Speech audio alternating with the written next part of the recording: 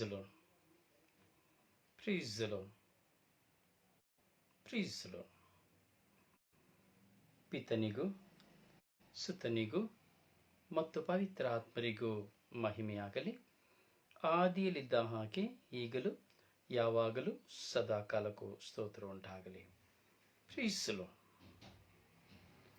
ಪ್ರಭು ಯೇಸುವಿನಲ್ಲಿ ನನ್ನ ಪ್ರಿಯ ಸಹೋದರ ಸಹೋದರಿಯರೇ, ದೇವರ ಮಕ್ಕಳೇ, ಪ್ರಭು ಯೇಸು ಕ್ರಿಸ್ತರ ಕೃಪಾವರ ಪ್ರಸಾದದೊಂದಿಗೆ ಈ ಸುಂದರವಾದ 3:30 ಗಂಟೆಯ ಸಮಯದಲ್ಲಿ ನಾವು ಸ್ವರ್ಗೀಯ ಮನ ಶುಶ್ರೂಷೆಯಲ್ಲಿ ಪಾಲುಗಾರರಾಗ್ತಾ ಇದ್ದೇವೆ. ಈ ಸ್ವರ್ಗೀಯ ಮನ ಶುಶ್ರೂಷೆಯನ್ನ ನಾವು ಧ್ಯಾನಿಸುವುದಾದರೆ ನಾವು ಆಧ್ಯಾತ್ಮಿಕವಾದಂತಹ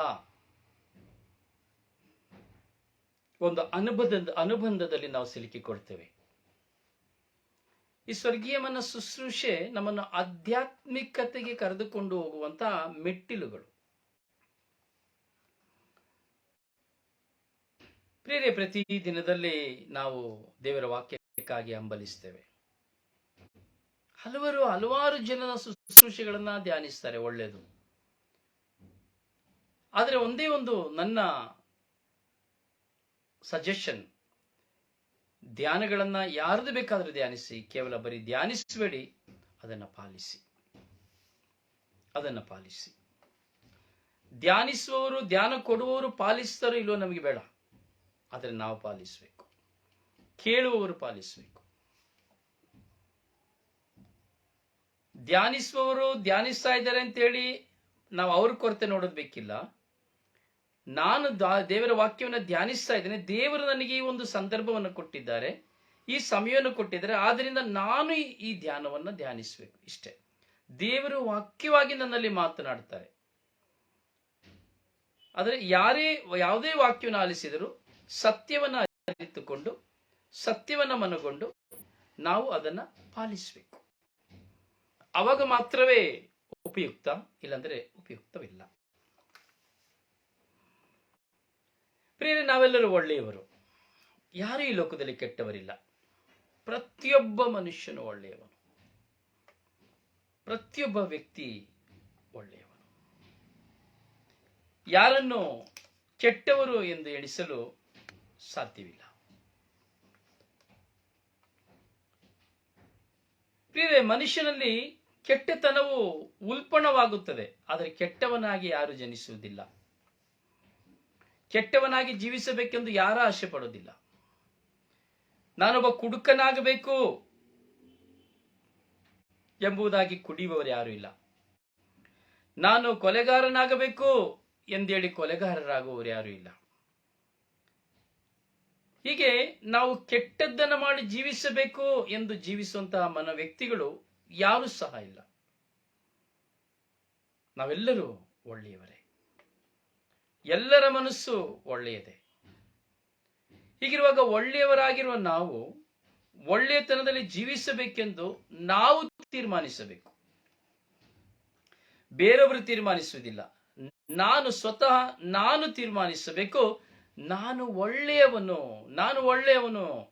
I am the good person ನಮ್ಮಲ್ಲಿ ಬರಬೇಕು. ಪ್ರಿಯರೇ, ಕೊರತೆಗಳಿಲ್ಲದ ಮನುಷ್ಯರು ಯಾರು ಇಲ್ಲ.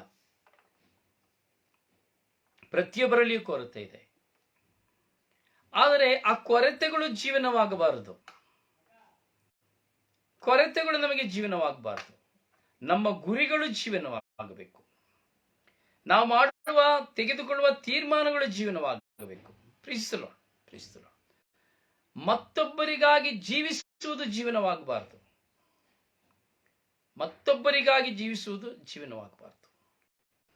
ಹೌದು ಪ್ರಿಯರೇ, ನಾವು ಚಿಂತನೆಗೆ ತೆಗೆದುಕೊಳ್ಳಬೇಕು. ಕೆಲವು ವಿಷಯಗಳನ್ನೆಲ್ಲ ತುಂಬಾ ಆಳವಾಗಿ ನಾವು ಚಿಂತನೆಗೆ ಹೇಳಿದಂತಹ ವಿಷಯ ನೀವು ಬೇರೆ ರೀತಿ ತಗೊಳ್ಬಾರದು. ನಾವು ಪರರಿಗಾಗಿ ಜೀವಿಸಬಾರದು ಅಂತ ಹೇಳಿದ್ರೆ, ಗುಲಾಮರಾಗಿ ನಾವು ಜೀವಿಸಬಾರದು. ಪರರಿಗೆ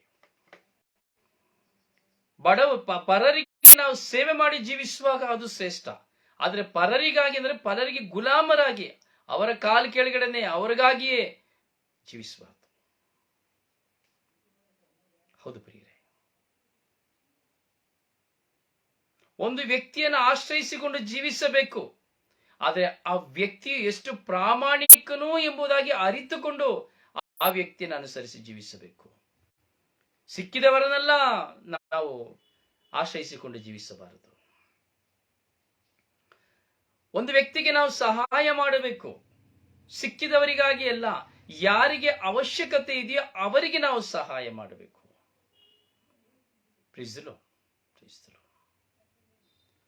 ಅದರಲ್ಲಿ ಒಂದೇ ವಿಷಯ, ಪ್ರಾರ್ಥನೆ ಎಂದು ತೆಗೆದುಕೊಳ್ಳುವಾಗ ಪ್ರಾರ್ಥನೆ ಬಂದು ಸರ್ವರಿಗಾಗಿ ನಾವು ಪ್ರಾರ್ಥಿಸಬೇಕು. ಅಲ್ಲಿ ಬೇರೆ ಯಾವ ಆಪ್ಷನ್ಸ್ಗಳಿಲ್ಲ. ಸರ್ವರಿಗಾಗಿ ನಾವು ಪ್ರಾರ್ಥಿಸಲು ಸಿದ್ಧರಾಗಬೇಕು. ಪ್ರಿಯರೇ, ಜೀವನಾತ್ಮವೆಂಬುದು, ದೇವರ ಆತ್ಮವೆಂಬುದು ನಮ್ಮೊಳಗೆ ಸದಾ ಪ್ರಜ್ವಲಿಸುವಂಥದ್ದು. ಪ್ರತಿಯೊಬ್ಬ ಮನುಷ್ಯನಲ್ಲಿ ದೈವ ಪ್ರೇರಣೆ ಇದೆ. ಆ ದೈವ ಪ್ರೇರಣೆಯನ್ನು ಅರ್ಥೈಸಿಕೊಳ್ಳಲು ಜ್ಞಾನವಿರುವವನು ಮಾತ್ರ ಅರ್ಥೈಸಿಕೊಳ್ಳಲು ಸಾಧ್ಯ ದೈವ ಪ್ರೇರಣೆಯನ್ನು. ಅಲ್ಲದವನು ದೈವ ಪ್ರೇರಣೆಯನ್ನು ಅರ್ಥೈಸಿಕೊಳ್ಳಲು ಸಾಧ್ಯವಿಲ್ಲ. ಯಾವುದು ದೈವ ಪ್ರೇರಣೆ? ಒಳಿತು ಕೆಡುಕಿನ ಅರಿವನ್ನ ಪಡೆದಿರುವಂಥದ್ದೇ ದೈವ ಪ್ರೇರಣೆ. ಕೇವಲ ಆ ಒಳಿತು ಕೆಡುಕನ್ನ ಅರಿತುಕೊಂಡವನು ಶ್ರೇಷ್ಠನಲ್ಲ, ಆ ಒಳಿತು ಕೆಡುಕನ್ನ ಅರಿತುಕೊಂಡು ಒಳಿತನ್ನು ಮಾಡುತ್ತಾ ಕೆಡುಕನ್ನ ಬಹಿಷ್ಕರಿಸುವವನೇ ನಿಜವಾದ ವಿಶ್ವಾಸಿ. ಪ್ರಿಯ, ನಾವು ಧ್ಯಾನಿಸ್ತಾ ಇದ್ದೇವೆ, ಬಡವನನ್ನು ಕುರಿತು ನಾವು ಚಿಂತಿಸ್ತಾ ಇದ್ದೇವೆ, ನಾವು ಗತಿಕೆಟ್ಟು ಬಂದವನನ್ನು ನಾವು ಚಿಂತಿಸ್ತಾ ಇದ್ದೇವೆ, ಹಸಿದವರನ್ನು ಕುರಿತು ನಾವು ಚಿಂತಿಸ್ತಾ ಇದ್ದೇವೆ, ನೊಂದ ಹೃದಯವುಳ್ಳವರನ್ನ ನೋಡಿ ನಾವು ಚಿಂತಿಸ್ತಾ ಇದ್ದೇವೆ. ಸಿರಾಕನ ಗ್ರಂಥ 4ನೇ ಅಧ್ಯಾಯವನ್ನು ನಾವು ಚಿಂತಿಸ್ತಾ ಇದ್ದೇವೆ. ಇವತ್ತು ನಾವು ಅದೇ ಸಿರಾಕನ ಗ್ರಂಥದ 4ನೇ ಅಧ್ಯಾಯವನ್ನ ನಾವು ಮತ್ತೆ ಚಿಂತಿಸ್ತಾ ಇದ್ದೇವೆ. ಯಾಕಂದ್ರೆ ಈ ದಿನಗಳಲ್ಲಿ ನಾವು ಚಿಂತಿಸುತ್ತಿರುವಂತಹ ಈ ಚಿಂತನೆಗಳು ನಮ್ಮ ಆಧ್ಯಾತ್ಮಿಕತೆಯ ಜೀವಕ್ಕೂ ನಮ್ಮ ಕೌಟುಂಬಿಕ ಜೀವಕ್ಕೂ ಅತಿ ಶ್ರೇಷ್ಠವಾದ ಸ್ಥಾನವನ್ನು ತಂದುಕೊಡುವಂಥದ್ದು. ಈ ದಿನದಲ್ಲಿ ನಾವು ಧ್ಯಾನಿಸುವುದಾದರೆ ಸಿರಾಕನ ಗ್ರಂಥ 4ನೇ ಅಧ್ಯಾಯದಲ್ಲಿ 4ನೇ ವಾಕ್ಯದಲ್ಲಿ ನಾವು ಧ್ಯಾನಿಸಬೇಕಾದರೆ ಬರಹಗಾರನು ಬರೆಯುವಂತಹ ಮಾತು, ಕುಗ್ಗಿದವನ ಮೊರೆಯನ್ನು ತಿರಸ್ಕರಿಸಬೇಡ. ಕುಗ್ಗಿದವನ ಮೊರೆಯನ್ನು ತಿರಸ್ಕರಿಸಬೇಡ. ಒಬ್ಬ ಯಾರು ತುಂಬಾ ಕಷ್ಟದಲ್ಲಿ ಬಂದಿದ್ದಾನೆ, ಕುಗ್ಗಿ ಹೋಗಿದ್ದಾನೆ, ಜೀವಿತದಲ್ಲಿ ಎಲ್ಲವನ್ನ ಕಳೆದುಕೊಂಡವನು ಕುಗ್ಗಿ ಹೋಗಿದ್ದಾನೆ, ಅವನನ್ನು ತಿರಸ್ಕರಿಸಬೇಡ. ಭಾರದಿಂದ ನನ್ನನ್ನು ಹುಡುಕಿ ಬಂದಿದ್ದಾನೆ,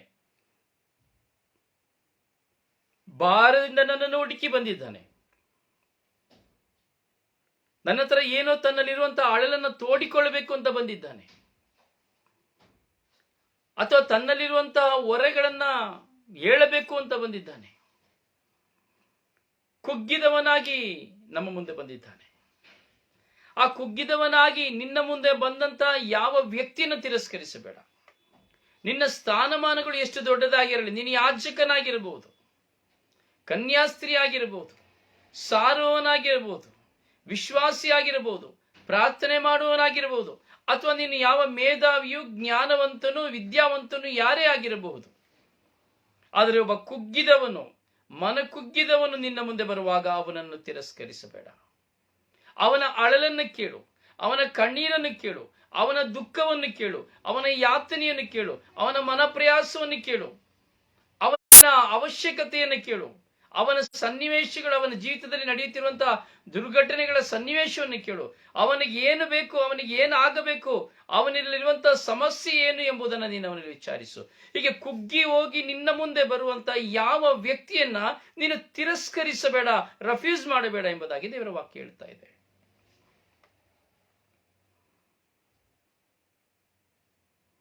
ಹೌದು ಪ್ರಿಯರೇ,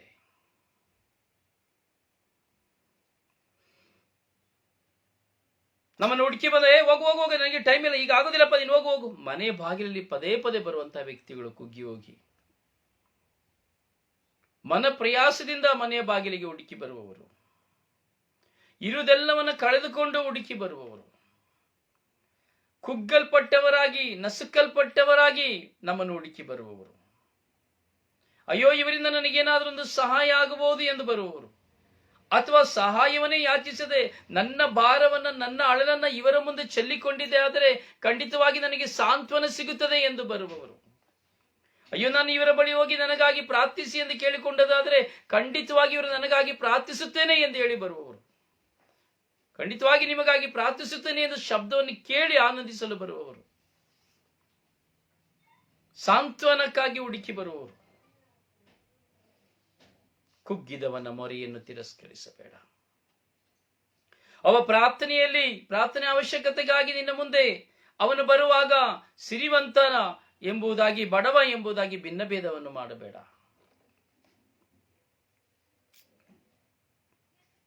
ಜ್ಞಾನಿ ಅಥವಾ ದಡ್ಡ ಎಂಬುವಂತಹ ತಾರತಮ್ಯವನ್ನು ಮಾಡಬೇಡ.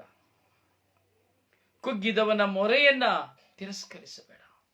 ಅವನು ಯಾವ ಸಂದರ್ಭದಲ್ಲಿ, ಯಾವ ಗಳಿಗೆಯಲ್ಲಿ ನಿನ್ನ ಮೇಲೆ ಭರವಸೆ ಇಟ್ಟು ನಿನ್ನನ್ನು ಹುಡುಕಿ ಬರುತ್ತಾನೆ ಎಂಬುದಾದರೆ ಅದು ದೈವ ಪ್ರೇರಣೆಯಿಂದ ನಿನ್ನಿಂದ ಅವನಿಗೆ ಸಾಂತ್ವನ ಸಿಗುತ್ತದೆ ಎಂಬ ಭರವಸೆ, ನಿರೀಕ್ಷೆ, ನಂಬಿಕೆ ಆತನಲ್ಲಿರುವುದರಿಂದ ಆತನು ನಿನ್ನನ್ನು ಹುಡುಕಿ ಬರುತ್ತಾನೆ. ದೇವರ ಆತನನ್ನು ನಿನ್ನ ಬಳಿಗೆ ಕಳುಹಿಸಿಕೊಡುತ್ತಾರೆ. ಆದರೆ ನಾನು ಯಾವಾಗ ಆತನನ್ನು ತಿರಸ್ಕರಿಸುತ್ತೇನೋ ನನ್ನ ಜೀವಿತದಲ್ಲಿ ನಾನು ಒಂದು ದಿನ ತಿರಸ್ಕರಿಸಲ್ಪಡುತ್ತೇನೆ. ಎರಡನೆಯದಾಗಿ ನಾವು ನೋಡಬೇಕಾದ್ರೆ ಬಡವನಿಂದ ಮುಖವನ್ನು ತಿರುಗಿಸಿಕೊಳ್ಳಬೇಡ. ಬಡವನಿನ ಮುಂದೆ ಬಂದ ಅಂದ್ರೆ ನೀನು ಅವನ ಮುಂದೆ ಮುಖ ತಿರುಗಿಸ್ಕೊಳ್ಬೇಡ. ನನಗೆ ಗೊತ್ತು ಯಾಕೆ ಬಂದಿದ್ದಾರೆ ಅಂತ, ಏನೋ ಕೇಳಲಿಕ್ಕೆ ಬಂದಿದ್ದಾರೆ, ಏನೋ ಮದುವೆ ಇರ್ಬೋದು, ಏನೋ ಹಣಕಾಸು ಸಮಸ್ಯೆ ಇರ್ಬೋದು. ಸುಮ್ಮನೆ ಇಲ್ಲ, ಏನೋ ಬಂದವರು, ಇಷ್ಟು ದಿನ ಬರ್ತಾರೆ, ಈಗ ಬಂದವರೆ ಅಂದ್ರೆ ಏನೋ ಇದೆ. ಅವಾಗಲೇ ನಾವು ತೀರ್ಮಾನ ಕೊಟ್ಕೊಂಡ್ಬಿಡ್ತೇವೆ, ಏನೋ ಇದೆ, ಸಮಥಿಂಗ್ ರಾಂಗ್.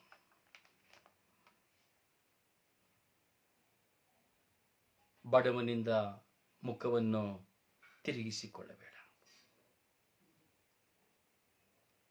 ನಿನ್ನನ್ನೇ ನೋಡ್ಲಿಕ್ಕೆ ಬರ್ತಾ ಇದ್ದಾನೆ, ದೂರದಿಂದ ಕಾಣ್ತಾನೆ. ನಿನ್ನ ಮನೆಗೆ ಬರುವಂತ ಅನುಭವ ನಿನಗಾಗ್ತದೆ.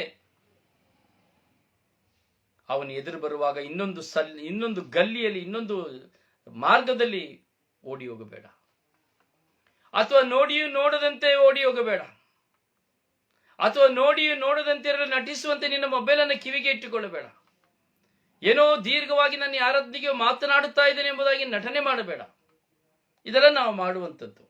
ನಾನು ಸಹ ಮಾಡಿದ್ದೇನೆ. ಅರಿವಿಲ್ಲದ ಕಾಲದಲ್ಲಿ ನಾನು ಇದನ್ನೆಲ್ಲ ಮಾಡಿದ್ದೇನೆ. ಬಡವನಿಂದ ಮುಖವನ್ನು ತಿರುಗಿಸಿಕೊಳ್ಳಬೇಡ.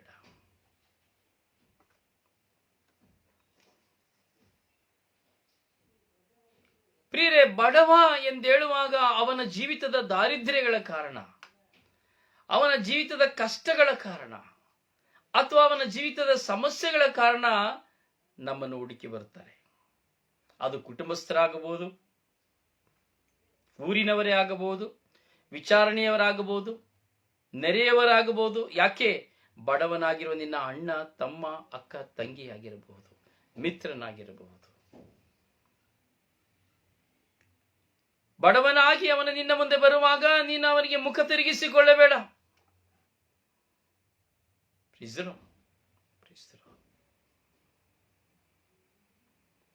ಗತಿ ಕೆಟ್ಟು ಕೇಳುವವನಿಗೆ ಕಣ್ಣು ತಪ್ಪಿಸಬೇಡ. ನೋಡಿ, ಈ 3 ವಾಕ್ಯಗಳನ್ನು ನಾವು ಧ್ಯಾನಿಸ್ತಾ ಇದ್ದೇವೆ. ಹಾಗೂ ಈ 4ನೇ ಅಧ್ಯಾಯವನ್ನು ನಾವು ಧ್ಯಾನಿಸ್ತಾ ಇದ್ದೇವೆ. ಈ ವಾಕ್ಯಗಳೆಲ್ಲವೂ ಒಬ್ಬ ಮನುಷ್ಯನ ದಾನ ಧರ್ಮದ ನಿಮಿತ್ತವಾಗಿಯೂ ಮತ್ತೊಬ್ಬ ಮನುಷ್ಯನ ಅಳಲು ನೋವುಗಳ ನಿಮಿತ್ತವಾಗಿಯೂ ನಾವು ಧ್ಯಾನಿಸ್ತಾ ಇದ್ದೇವೆ. ನಾವು ಧ್ಯಾನಿಸುತ್ತಿರುವಂತಹ ಈ ಧ್ಯಾನಗಳಲ್ಲಿ ನಿಜವಾಗಿಯೂ ಪವಿತ್ರಾತ್ಮನ ಒಂದು ಪ್ರೇರಣೆ ಇದೆ. ನಾನು ಮನಪೂರ್ವಕವಾಗಿ ದೇವರ ವಿಶ್ವಾಸಿ ಎಂದು ಹೇಳುವಾಗ ಈ ವಾಕ್ಯಗಳು ನಮ್ಮೊಂದಿಗೆ ಮಾತನಾಡುತ್ತದೆ. ಗತಿಕೆಟ್ಟು ಕೇಳುವವನಿಗೆ ಕಣ್ಣು ತಪ್ಪಿಸಬೇಡ. ತುಂಬಾ ಗತಿಗೆಟ್ಟು ಬಂದಿದ್ದಾನೆ, ಏನೂ ಇಲ್ಲ, ಅವನ ಕೈಲಿ ದಾರಿನೇ ಇಲ್ಲ, ಮಾರ್ಗನೇ ಇಲ್ಲ, ದಾರಿ ಇಲ್ಲ, ಮಾರ್ಗ ಇಲ್ಲ, ಏನೂ ಇಲ್ಲ. ಅವನು ನಿನ್ನ ಮುಂದೆ ಬರುವಾಗ ನಿನ್ ಕಣ್ ತಪ್ಪಿಸ್ಬೇಡ. ಮನೇಲಿ ಇದ್ಕೊಂಡು ನಾನು ಇಲ್ಲ ಅಂತ ಹೇಳಿಸ್ಬೇಡ. ನೋಡಿಯೂ ನಾನು ನೋಡ್ಲಿಲ್ಲ ಅಂತ ಹೇಳಬೇಡ. ಅವನಿಗೆ ಕಣ್ಣಿಗೆ ಮರೆಯಾಗಿ ಹೋಗಬೇಡ. ಗತಿ ಕೆಟ್ಟು ಕೇಳುವವನಿಗೆ ಕಣ್ಣು ತಪ್ಪಿಸಿಕೊಳ್ಬೇಡ. ಅವನಿಗೆ ಕೊಡು. ಅವನ ಮೇಲೆ ನಿನಗೆ ನಿಜವಾದ ನಂಬಿಕೆ ಇದ್ರೆ, ಅಥವಾ ಅವನು ಸಾಲವನ್ನು ಕೇಳಿದ್ರೆ ನಿನ್ನಲ್ಲಿ ಬಂದಿದ್ರೆ, ದೈವ ಪ್ರೇರಣೆಯಿಂದ ನಿನಗೆ ಏನಾದರೂ ಅವನಿಗೆ ಮಾಡಲು ನಿನ್ನ ಮನಸ್ಸು ಬರುವುದಾದರೆ, ಅಥವಾ ಅವನು ಕೇಳುವ ರೀತಿಯಲ್ಲಿ ನಿನ್ನ ಮನಸ್ಸಲ್ಲಿ ಒಂದು ಕರುಣೆ ಬರುವುದಾದರೆ, ಆ ಗತಿ ಕೆಟ್ಟು ಬಂದವನಿಗೆ ನಿನ್ನ ಕೈಯಲ್ಲಾದದನ್ನು ಕೊಡು. ಅವನಿಗೆ ಸಹಾಯ ಹಸ್ತವನ್ನು ನೀಡು. ಕಣ್ಣು ತಪ್ಪಿಸಬೇಡ. ನೋಡಿದ್ರು ನೋಡದೇ ಇರುವ ಹಾಗೆ ಮಾಡಬೇಡ. ದೂರದಲ್ಲೇ ನೋಡಿರ್ತಾನೆ, ಹತ್ರ ಬಂದರೂ ನೋಡೋದಿಲ್ಲ. ಕೊನೆಗೆ ಅವರು ನಮಸ್ಕಾರ ಅಂತೇಳಿ ಹತ್ರ ಬಂದಾಗ, ಓ ನಮಸ್ಕಾರ, ಹೇಗಿದ್ರೆ ಅಂತ ನಾಟಕ ಮಾಡಬೇಡ. ಗತಿ ಕೆಟ್ಟು ಕೇಳುವನಿಗೆ ಕಣ್ಣು ತಪ್ಪಿಸಬೇಡ. ಒಂದು ಪಕ್ಷ ನನ್ನ ಜೀವಿತದಲ್ಲಿ, ನಿಮ್ಮ ಜೀವಿತದಲ್ಲಿ ನಾನು ಗತಿ ಕೆಟ್ಟು ಬಂದವರನ್ನು ಬಹುಸಮಯ ಕಾಯಿಸಿ, ಹಸಿದವರನ್ನು ಗೋಳಾಡಿಸಿ, ಕಷ್ಟದಲ್ಲಿರುವವರನ್ನು ಕಾಡಿ, ನೊಂದ ಹೃದಯವನ್ನು ಇನ್ನೂ ನೋಯಿಸುತ್ತಾ, ಗತಿ ಇಲ್ಲದವರಿಗೆ ನಾನು ದಾನ ಮಾಡಲು ನಿರಾಕರಿಸುತ್ತಾ, ಕುಗ್ಗಿದವನ ಮೊರೆಯನ್ನು ತಿರಸ್ಕರಿಸುತ್ತಾ, ಬಡವನಿಂದ ಮುಖವನ್ನು ಮರೆ ಮಾಡುತ್ತಾ, ಗತಿಗೆಟ್ಟು ಕೇಳುವವನಿಗೆ ನಾನು ಕಣ್ಣು ತಪ್ಪಿಸಿಕೊಳ್ಳುವಾಗ ಏನು ಸಂಭವಿಸುತ್ತದೆ? ಏನು ಸಂಭವಿಸುತ್ತದೆ? ಏನು ಸಂಭವಿಸುತ್ತದೆ?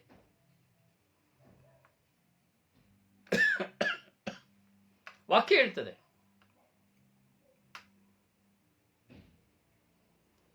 ದಯವಿಟ್ಟು ನೀವು ಲೈವಲ್ಲಿದ್ದೀರಿ, ನಿಮ್ಮ ಲಿಂಕನ್ನು ದಯವಿಟ್ಟು ಹಾಗೆ ಶೇರ್ ಮಾಡಿ. ಬೇರೆ ಗ್ರೂಪ್ಗಳಿಗೆ ಅಥವಾ ಬೇರೆ ವ್ಯಕ್ತಿಗಳಿಗೆ ಶೇರ್ ಮಾಡಿ. ಕೇಳಲಿ, ಬೇರೊಬ್ಬರು ಕೇಳಲಿ. ಪ್ರಿಯರೇ, ನಾವು ಮಾತ್ರ ಅಲ್ಲ, ವಾಕ್ಯಗಳು ನಮ್ಮ ಜೀವಿತದಲ್ಲಿ ಮಾತ್ರವಲ್ಲ, ಮತ್ತೊಬ್ಬರ ಜೀವಿತದಲ್ಲಿಯೂ ವಾಕ್ಯಗಳು ಬೆಳಕಾಗಬೇಕು. ಮತ್ತೊಬ್ಬರ ಜೀವಿತದಲ್ಲಿ ವಾಕ್ಯಗಳು ಶಕ್ತಿಯಾಗಬೇಕು. ಆದ್ದರಿಂದ ಪ್ರಿಯರೇ, ಒಂದು ಪಕ್ಷ ನಾನು ಇಂತಹ ಕಾರ್ಯಗಳಲ್ಲಿ ನಾನು ಸಹೃದಯವನ್ನು ತೋರದೆ ಹೋದರೆ ಏನು ಸಂಭವಿಸುತ್ತದೆ? ಏನು ಸಂಭವಿಸುತ್ತದೆ? ನಿನ್ನನ್ನು ಶಪಿಸಲು ಅವನಿಗೆ ಆಸ್ಪದ ಕೊಡಬೇಡ. ಇಂಥ ಒಂದು ಗೋಳಾಟದಲ್ಲಿರುವಂತಹ ವ್ಯಕ್ತಿ ನಿನ್ನ ಮುಂದೆ, ನನ್ನ ಮುಂದೆ ಬರುವಾಗ ಅವನನ್ನ ನೋಡಿ ನಾನು ಮುಖಮರಿಸಿಕೊಳ್ಳುವಾಗ, ಅಸಡ್ಡೆ ಮಾಡುವಾಗ, ಅವನು ನಿನ್ನನ್ನು ಶಪಿಸಬಹುದು. ಅವನು ನನ್ನನ್ನು ಶಪಿಸಬಹುದು. ಅಯ್ಯೋ ಎಂತ ದುಷ್ಟ.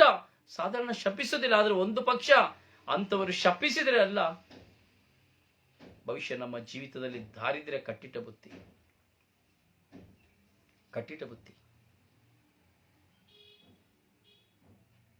ಶಪಿಸಲು ಆಸ್ಪದ ಕೊಡಬೇಡಿ ಎಂಬುದಾಗಿ ವಾಕ್ಯ ಹೇಳ್ತಾ ಇದೆ ಎಂಬುದಾದರೆ, ಆ ಶಾಪದಲ್ಲಿ ಏನೋ ಒಂದು ದೊಡ್ಡ ಶಕ್ತಿ ಇದೆ.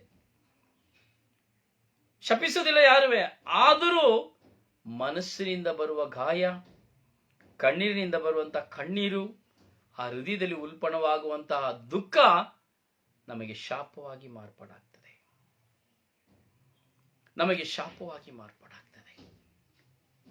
ಹೌದು ಪ್ರಿಯರೇ,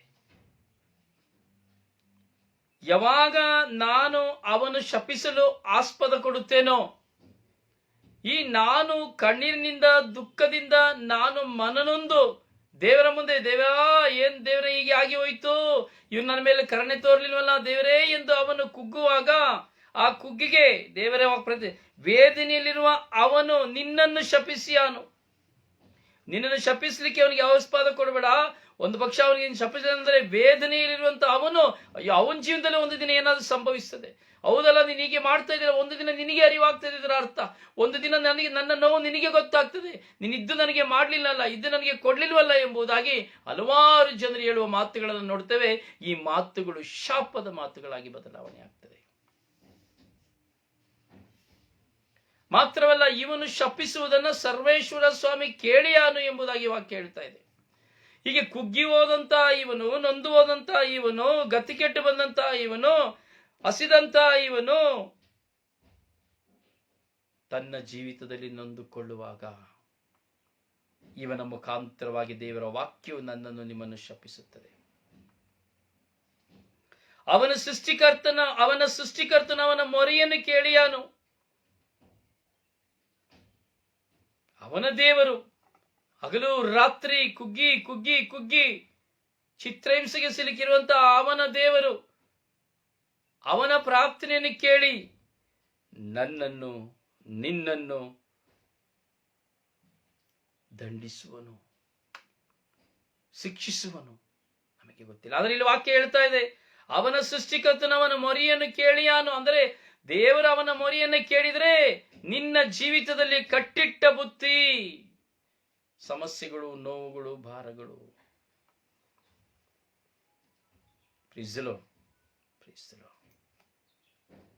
ಹೌದು ನನ್ನ ಸಹೋದರ ಸಹೋದರಿ, ನಮ್ಮ ಜೀವಿತದಲ್ಲಿ ನಮಗೆ ಅನೇಕ ಬದಲಾವಣೆಗಳು ಬೇಕು. ನಮ್ಮ ಜೀವಿತದಲ್ಲಿ ನಾವು ಕಾಣಬೇಕೆಂದಿರುವಂತಹ ಬದಲಾವಣೆಗಳು ಕೇವಲ ಪುಸ್ತಕದ ಬದನೆಕಾಯಿ ಆಗಬಾರದು, ಅಥವಾ ಕೇಳುವ ಬರೀ ಶರ್ಮಗಳಾಗಬಾರದು, ಕೇಳುವ ಬರೀ ಶುಭ ಸಂದೇಶದ ಶಬ್ದಗಳಾಗಬಾರದು. ನನ್ನ ಜೀವಿತವು ಶುಭ ಸಂದೇಶವಾಗಿ ಬದಲಾವಣೆಯಾಗಬೇಕು. ನನ್ನ ಜೀವನವು ಶುಭ ಸಂದೇಶದ ಬದಲಾವಣೆಯಾಗಬೇಕು. ಎಷ್ಟು ಜನರ ಜೀವನ ಇವತ್ತು ಶುಭ ಸಂದೇಶಕ್ಕೆ ಸೀಮಿತವಾಗಿ ಬದಲಾವಣೆಯಾಗಿದೆ? ಎಷ್ಟು ಜನ ನಾವು ಕೇಳುವುದನ್ನ ನಾವು ಎಷ್ಟು ಜನ ಅನುಸರಿಸ್ತಾ ಇದ್ದೇವೆ? ಎಷ್ಟು ಜನರ ಜೀವಿತದಲ್ಲಿ ಈ ಅನುಭವಗಳು ಉತ್ತರವನ್ನು ಕಂಡಿದೆ?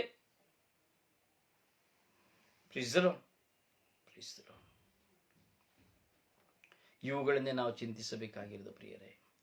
ಒಬ್ಬ ಮನುಷ್ಯನ ಜೀವಿತದಲ್ಲಿ ದಾರಿದ್ರ್ಯ ಯಾವಾಗ ಬರ್ತದೆ ಅಂತ ಯಾರಿಗೆ ಗೊತ್ತಿಲ್ಲ.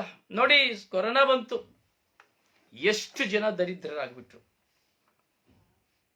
ಎಷ್ಟು ಜನ ದರಿದ್ರರಾಗ್ಬಿಟ್ರು. ಗೊತ್ತಿಲ್ಲ ಯಾವಾಗ ದರಿದ್ರರಾಗ್ತೇವೆ ಅಂತೇಳಿ. ಕೊರೋನಾ ನಿಮಿತ್ತವಾಗಿ ಎಷ್ಟೋ ಜನರು ರಸ್ತೆಗೆ ಬಂದರು.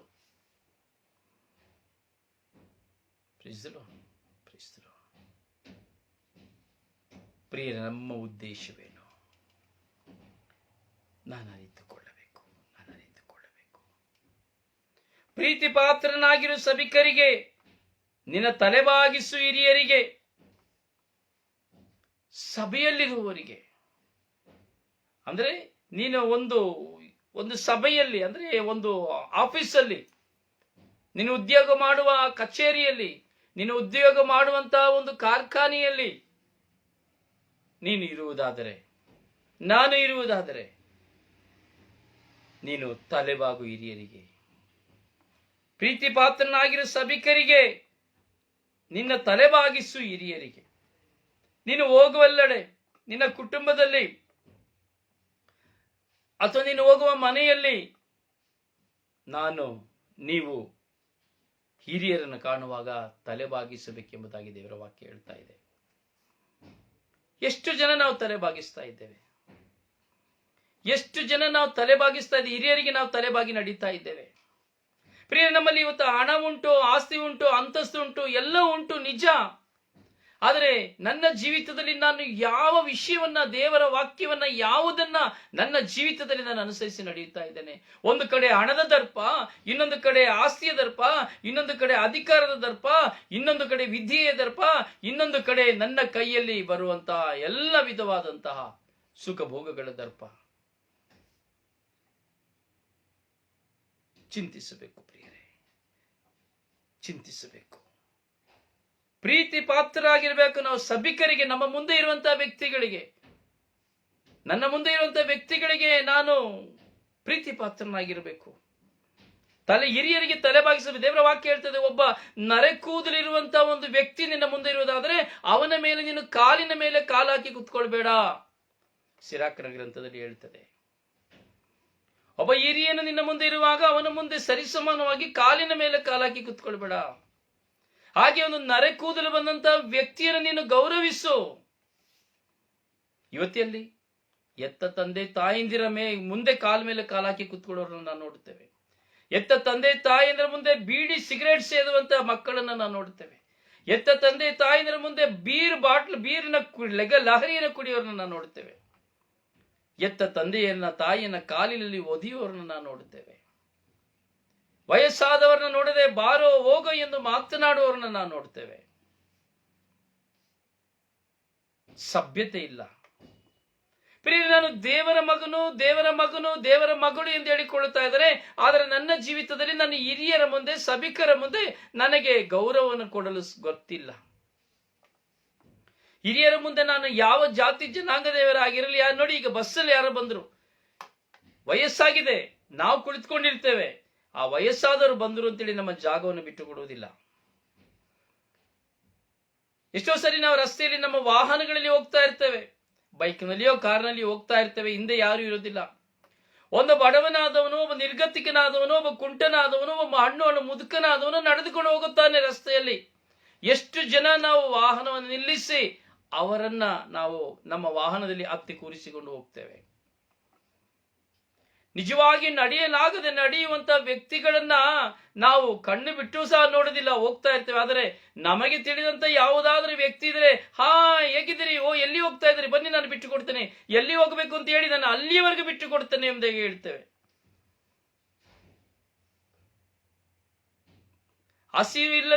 ಹೊಟ್ಟೆ ತುಂಬಿದಂತ ವ್ಯಕ್ತಿಗೆ ಬನ್ನಿ ಊಟ ಮಾಡುವ, ಸ್ವಲ್ಪ ಊಟ ಮಾಡಿ, ಬನ್ನಿ ಊಟ ಮಾಡುವ ಎಂಬುದಾಗಿ ಹೇಳ್ತೇವೆ. ನಿಜವಾಗಿಯೂ ಹಸಿದವನನ್ನ ಎಷ್ಟು ಜನ ಊಟ ಕೊಡ್ತಾ ಇದ್ದೇವೆ? ಹಸಿದವರಿಗೆ ಎಷ್ಟು ಜನ ನಾವು ಅನ್ನವನ್ನು ಕೊಡ್ತಾ ಇದ್ದೇವೆ? ಪ್ರಿಯ, ನಾವು ನಿನ್ನೆ ಹಾಗೂ ಇವತ್ತಿನ ದಿನದ ಈ ಧ್ಯಾನಗಳನ್ನ ನಾವು ನೆನಪಿಗೆ ತೆಗೆದುಕೊಳ್ಳುವುದಾದರೆ ನಾವು ನಿಜವಾಗಿ ಮನುಷ್ಯರಾಗಿ ಬಾಳಲು ಸಾಧ್ಯ. ಮಗನೇ, ಬಡವನ ಜೀವಾಧಾರವನ್ನು ಕಸಿದುಕೊಳ್ಳಬೇಡ. ನಾವು ಧ್ಯಾನಿಸಿದೆವು ಈ ಸಂದೇಶಗಳನ್ನು, ನೆನ್ನೆಯ ದಿನದಲ್ಲಿ ನಾವು ಧ್ಯಾನಿಸಿದೆವು. ಈ ಬಡವನ ಜೀವೋದ್ಧಾರವನ್ನು ಕಸಿದುಕೊಳ್ಳುವಂಥದ್ದು, ಒಬ್ಬ ಸಾಲಗಾರನ ನಿಮಿತ್ತವಾಗಿ ಅವನ ಜೀವಿತದಲ್ಲಿ, ದಾರಿದ್ರ್ಯ ನಿಮಿತ್ತವಾಗಿ ಅವನ ಜೀವಿತದಲ್ಲಿ ನಾವು ನೋಡ್ತೇವೆ, ಅವರು ಕಳೆದುಕೊಂಡದ್ದನ್ನ ನಮಗೆ ಯಾರಿಗೂ ಪೂರ್ತಿಕರಿಸಲಿಕ್ಕೆ ಆಗುವುದಿಲ್ಲ.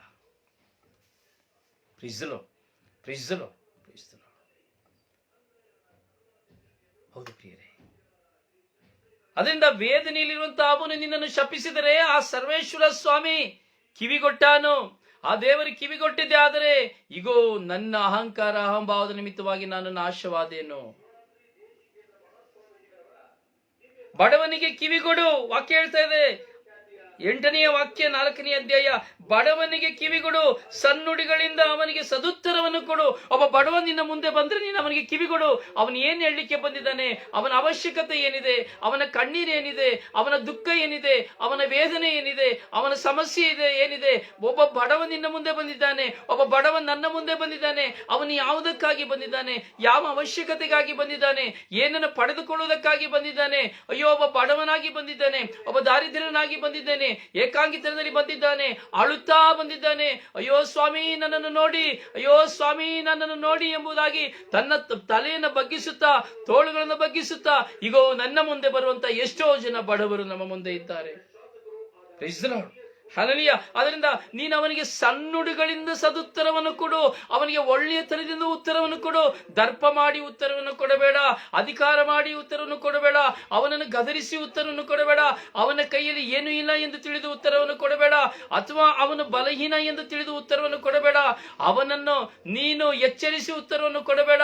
ಅವನ ಕಣ್ಣೀರನ್ನು ಕಂಡು, ಅವನ ನೋವನ್ನು ಕಂಡು, ಅವನ ಭಾರವನ್ನು ಕಂಡು, ಅವನ ಹೃದಯದ ವೇದನೆಗಳನ್ನು ಕಂಡು, ಅವನ ಅವಮಾನವನ್ನು ಕಂಡು, ಅವನ ಅವಶ್ಯಕತೆಯನ್ನು ಕಂಡು ಸಾಂತ್ವನದ ಮಾತುಗಳಿಂದ ನೀನು ಅವನೊಂದಿಗೆ ಮಾತನಾಡು. ಸನ್ನುಡಿಗಳಿಂದ ಅವನಿಗೆ ಸದುತ್ತರವನ್ನು ಕೊಡು. ಒಬ್ಬ ಬಂದ್ರೆ ಸಮಸ್ಯೆಗಳನ್ನ ಹೇಳಿಕೊಂಡ್ರೆ ಏನ್ ಹೇಳಿದ್ರೆ ಅವನಿಗೆ ಸದುತ್ತರವನ್ನ ಸಾವಧಾನವಾಗಿ ನಾವು ಕೊಡಬೇಕು, ಸಾಂತ್ವನವನ್ನು ಅವನಿಗೆ ಕೊಡಬೇಕು. ಅಯ್ಯ, ನೀವು ಬಂದಿದೀಯಪ್ಪ, ಆಯ್ತು, ನಾನು ನಿನಗಾಗಿ ಏನು ಮಾಡಬೇಕು ನಾನು ಮಾಡ್ತೇನೆ, ನೀನ್ ಚಿಂತೆ ಮಾಡಬೇಡ, ನೀನ್ ಟೆನ್ಷನ್ ಮಾಡಬೇಡ, ನೀನ್ ಆರೋಗ್ಯ ಕೆಡಿಸ್ಕೊಳ್ಬೇಡ, ನನ್ನ ಕೈಯಿಂದ ಆಗುವಂಥದ್ದು ನಾನು ಮಾಡ್ತೇನೆ. ಅಥವಾ ನಾನು ನಿನಗಾಗಿ ಪ್ರಾರ್ಥಿಸ್ತೇನೆ. ಅಯ್ಯೋ ಆಯ್ತು, ನಿನ್ನ ಗಂಡ ಹೀಗೆ ಮಾಡಿದನಲ್ಲ, ಚಿಂತೆ ಮಾಡಬೇಡ, ಪ್ರಾರ್ಥನೆ ಮಾಡು. ಹೆಂಡತಿ ಸರಿ ಇಲ್ವಲ್ಲ, ಚಿಂತೆ ಮಾಡಬೇಡ, ಪ್ರಾರ್ಥನೆ ಮಾಡು. ಮಕ್ಕಳು ಸರಿ ಇಲ್ಲಲ್ಲ, ಚಿಂತನೆ ಮಾಡಬೇಡ, ಪ್ರಾರ್ಥನೆ ಮಾಡು. ನಾನು ಸಹ ಪ್ರಾರ್ಥನೆ ಮಾಡ್ತೇನೆ ಎಂಬುದಾಗಿ ಆ ನಿನ್ನ ಮುಂದೆ, ನನ್ನ ಮುಂದೆ ಗತಿ ಕೆಟ್ಟು ಬಂದನಾದಂತ ಆ ಬಡವನನ್ನ ನಾನು ಸನ್ನುಡಿಗಳಿಂದ ಅವನಿಗೆ ಉತ್ತರವನ್ನು ಕೊಡದೆ ಹೋದರೆ, ಅವನ ಮನಸ್ಸಿಗೆ ಸಮಾಧಾನವಾಗುವ ಹಾಗೆ ನಾನು ಅವನೊಂದಿಗೆ ಮಾತನಾಡದೆ ಹೋದರೆ, ಅಥವಾ ಅವನು ಸಂತೋಷವಾಗಿ ನನ್ನನ್ನು ಹುಡುಕಿ ಬಂದ ಅವನು ಅಯ್ಯೋ ಇವನ ಬಳಿ ಬಂದನಲ್ಲ ಎಂಬುದಾಗಿ ಹೃದಯವನ್ನು ಚಚ್ಚಿಕೊಂಡು ಹಿಂದಿರುಗಿ ಹೋಗದಂತೆ, ನನ್ನನ್ನು ನಿನ್ನನ್ನು ಸಂಧಿಸಲು ಬಂದ ಅವನು ಅಯ್ಯೋ ಇವರ ಮುಂದೆ ಬಂದಿದ್ದು ನನಗೆ ಸಮಾಧಾನವಾಯಿತು, ನಿಮ್ಮೊಂದಿಗೆ ನಾನು ಹಂಚಿಕೊಂಡಿದ್ದು ನನಗೆ ತುಂಬಾ ಸಮಾಧಾನವಾಯಿತು ಎಂಬ ಆಶೀರ್ವಾದದಿಂದ ಅವನು ಹೊರ ಹೋಗುವಂತೆ ಮಾಡಿರಿ.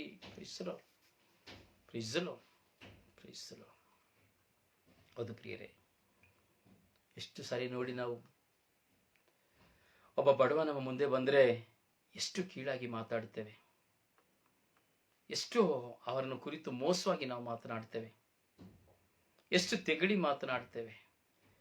ನಮ್ಮ ಮುಂದೆ ಹಂಚಿಕೊಳ್ಳಿಕ್ಕೆ ಬಂದಾಗ, ನೋವನ್ನು ಹಂಚಿಕೊಳ್ಳಿಕ್ಕೆ ಬಂದಾಗ ನಾವು ನೋಡ್ತೇವೆ, ಹೋಗು ಟೀ ತಗೊಳ್ಬಾ, ಹೋಗು ಬೀಡಿ ತಗೊಂಡ್ ಬಾ, ಸಿಗರೇಟ್ ತಗೊಂಡ್ ಬಾ, ನೀನು ಒಂದು ಕೆಲಸ ಮಾಡು, ಅಂಗಡಿಗೆ ಹೋಗಿ ಬಾ, ಒಂದು ಕೆಲಸ ಮಾಡು, ಮನೆಯನ್ನು ಸ್ವಲ್ಪ ಗುಡಿಸ್ಬಿಡು, ಸ್ವಲ್ಪ ಹೋಗಿ ತೆಂಗಿನಕಾಯ್ತಾ.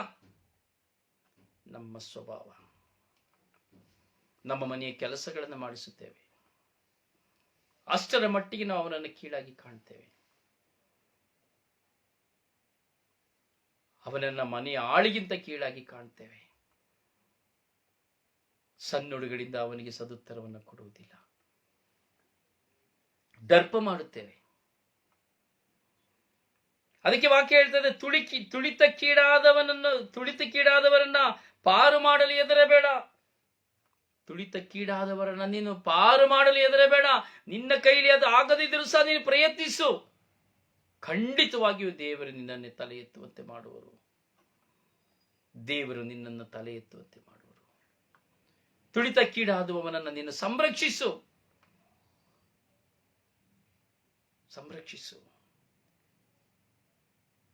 ಹಾಗೆಯೇ ನ್ಯಾಯ ತೀರಿಸುವಾಗ ನೀನು ಚಂಚಲ ಚಿತ್ತನಾಗಿರಬೇಡ. ಅಯ್ಯೋ ಇವನು ದೊಡ್ಡವನು, ಇವನು ಚಿಕ್ಕವನು, ಅಯ್ಯೋ ಇವನು ಶ್ರೀಮಂತ, ಇವನು ಬಡವ, ಇವನು ಅಧಿಕಾರಿ, ಇವನು ಆಳುವವನು, ಅಯ್ಯೋ ಇವನಿದ್ದಾನೆ, ಇವನಿಗಿಂತ ಅವನಿಗೆ ಸೀಮಿತವಾಗಿ ನಾನು ನ್ಯಾಯವನ್ನು ಕೊಡಬೇಕೆಂದು ಹೇಳಬೇಡ. ನಿನ್ನ ಮುಂದೆ ಒಂದು ವಿಷಯವನ್ನ ಹೇಳಬೇಕಾದರೆ ನೀನು ತಾರತಮ್ಯವಿಲ್ಲದೆ ಶ್ರೀಮಂತನಾಗಿದ್ದರು ಬಡವನಾಗಿದ್ದರು ಯಾವುದು ಸರಿಯೋ ಅದನ್ನು ಮಾತ್ರವೇ ನೀನು ತೀರ್ಪನ್ನು ಕೊಡು ಎಂಬುದಾಗಿ ದೇವರ ವಾಕ್ಯ ಹೇಳ್ತಾ ಇದೆ. ಅದರಿಂದ ಬಡವನನ್ನು ಕುರಿತು ನೀನು ತೀರ್ಪು ಕೊಡುವಾಗ ಸಿರಿವಂತನನ್ನು ನೋಡಿ, ಸಿರಿವಂತನ ಹಣವನ್ನು ಆಸ್ತಿಯನ್ನು ನೋಡಿ, ಸಿರಿವಂತನ ಸ್ಥಾನಮಾನವನ್ನು ನೋಡಿ ನೀನು ಆ ನಿರ್ಗತಿಕನ ಬಡವನ ವಿರುದ್ಧವಾಗಿ ನೀನು ತೀರ್ಪನ್ನು ಕೊಡಬೇಡ. ಪ್ರೀಸಲೋ ಪ್ರೀಸಲೋ ಪ್ರೀಸಲೋ. ಯೋಚಿಸಿ ಪ್ರಿಯರೇ, ಯೋಚಿಸಿ. ಇವತ್ತು ನಮ್ಮ ಕುಟುಂಬಗಳಲ್ಲಿಯೇ ನಾವು ನೋಡ್ತೇವೆ ಅನೇಕ ತಾರತಮ್ಯಗಳು. ಎತ್ತ ತಂದೆ ತಾಯಿಂದಲೇ ನಾವು ನೋಡುತ್ತೇವೆ ಮಕ್ಕಳಲ್ಲಿ ತಾರತಮ್ಯವನ್ನು ಮಾಡ್ತಾರೆ. ಒಂದು ಮಗಳನ್ನ ತುಂಬಾ ಪ್ರೀತಿಸ್ತಾಳೆ, ಇನ್ನೊಂದು ಮಗನನ್ನ ತುಂಬಾ ತಿರಸ್ಕರಿಸ್ತಾನೆ. ಒಂದು ಮಗನನ್ನ ತುಂಬಾ ಪ್ರೀತಿಸ್ತಾನೆ, ಇನ್ನೊಂದು ಮಗನನ್ನ ತುಂಬಾ ತಿರಸ್ಕರಿಸ್ತಾನೆ. ಒಂದು ಮೊಮ್ಮಕ್ಕಳನ್ನ ತುಂಬಾ ಪ್ರೀತಿಸ್ತಾರೆ, ಇನ್ನೊಂದು ಮೊಮ್ಮಕ್ಕಳನ್ನು ತುಂಬಾ ತಿರಸ್ಕರಿಸ್ತಾರೆ. ಹೆಣ್ಣು ಮಕ್ಕಳು ಎಂಬುದಾದರೆ ಒಂದು ಪ್ರೀತಿ, ಗಂಡು ಮಕ್ಕಳು ಎಂಬುದಾದರೆ ಒಂದು ರೀತಿಯಾದ ಪ್ರೀತಿ, ತಿರಸ್ಕಾರಗಳು. ಯೋಚಿಸಿ ಪ್ರಿಯರೇ, ನೋಡಿ ವಾಕ್ಯ ಹೇಳ್ತದೆ, ವಿಷಯ ಸಣ್ಣದಿರಲಿ ದೊಡ್ಡದಿರಲಿ ತಿಳಿಗೇಡಿಯಾಗಿರಬೇಡ. ಅದು ವಿಷಯ ದೊಡ್ಡದಾಗಿರಲಿ ಚಿಕ್ಕದಾಗಿರಲಿ ಒಂದೇ ರೀತಿ ಕಾಣು.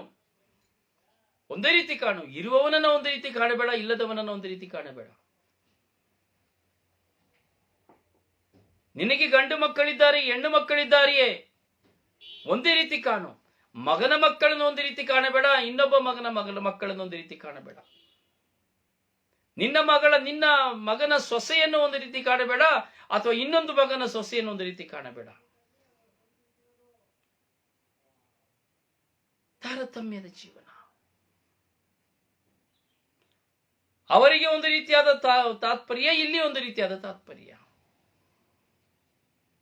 ವಿಷಯ ಸಣ್ಣದಾಗಿರಲಿ ದೊಡ್ಡದಾಗಿರಲಿ ತಿಳಿಗೇಡಿಯಾಗಿರಬೇಡ. ಹೌದು ಪ್ರಿಯರೇ, ನಾವು ಧ್ಯಾನಿಸಬೇಕು, ದೇವರ ವಾಕ್ಯವನ್ನು ಧ್ಯಾನಿಸಬೇಕು.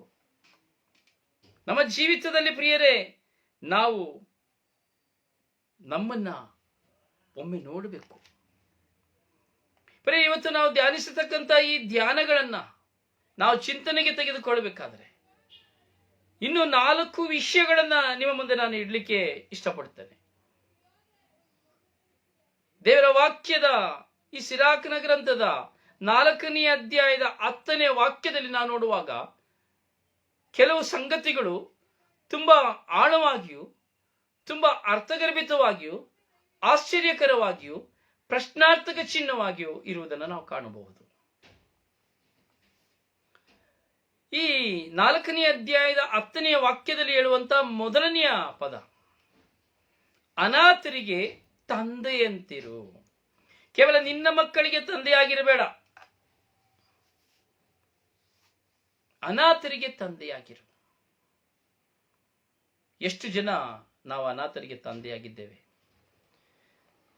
ನಮ್ಮ ಮನೆಗೆ ಒಂದು ದಿನ ಊಟ ಕೇಳಲಿಕ್ಕೆ ಬಂದ್ರೆ ಒಂದು ದಿನ ಕೊಟ್ಟು ಬಿಡ್ತೇವೆ, 3 ಹೊತ್ತು ಕೊಟ್ಟು ಬಿಡ್ತೇವೆ. ಮಾರನೇ ದಿನ ಬಂದಾಗ ಅವಾಗಲೂ ಕೊಟ್ಟು ಬಿಡ್ತೇವೆ.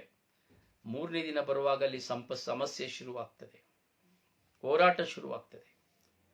ಅದೇ ದಿನಗಳು ಉರುಳುವಾಗ ಯಾರೂ ಇಲ್ಲದೆ ನೊಂದವರಾಗಿ ನಮ್ಮನ್ನು ಆಶ್ರಯಿಸಿಕೊಂಡು ನಮ್ಮ ಮನೆಯಲ್ಲಿ ತಂಗಲು ಬರುವಾಗ, ದಿನಗಳು ಕಳೆಯುವಾಗ ನಾವು ಅವರನ್ನ ದ್ವೇಷಿಸುತ್ತೇವೆ, ಅವರನ್ನು ಶಪಿಸುತ್ತೇವೆ, ಅವರ ಬಗ್ಗೆ ಇಲ್ಲ ಸಲ್ಲದನ್ನ ಹೇಳ್ತೇವೆ, ಕೊರತೆಗಳನ್ನ ಹೇಳ್ತೇವೆ. ಅಯ್ಯೋ ಇವನ್ ಯಾಕಪ್ಪ ಬಂದ, ಅಯ್ಯೋ ಇವನಿಗೆ ಇದೇ ಕೆಲಸ ಆಗಿ ಹೋಯ್ತಲ್ಲ, ಯಾವಾಗ ನೋಡು ಬಂದ ನನ್ನ ತಲೆ ತಿಂತಾ ಇದ್ದಾನಲ್ಲ. ಇಲ್ಲ, ಅನಾಥನಾಗಿ ಬಂದವನಿಗೆ ನೀನು ತಂದೆಯಾಗಿರು.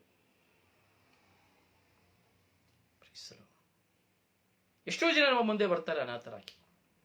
ಯಾರು ಅನಾಥ? ಈ ಪ್ರಶ್ನೆ, ಯಾರು ಅನಾಥ? ಮಕ್ಕಳಿಲ್ಲದೆ ಇರುವವರು ಅನಾಥರ, ಅಥವಾ ತಂದೆ ತಾಯಿ ಇಲ್ಲದೆ ಇರುವವರು ಅನಾಥರ? ಬೇರೆ ಪ್ರೀತಿಯನ್ನು ಕಾಣದೇ ಇರುವವರೆಲ್ಲರೂ ಅನಾಥರು. ಪ್ರೀತಿಯನ್ನು ಕಾಣದೇ ಇರುವವರೆಲ್ಲರೂ ಅನಾಥರು. ನೀತಿಯನ್ನು ತಿಳಿಯದೇ ಇರುವವರೆಲ್ಲರೂ ಅನಾಥರು. ದೇವರನ್ನು ಕಾಣದೇ ಇರುವವರು ಇನ್ನೂ ದೊಡ್ಡ ಅನಾಥರು.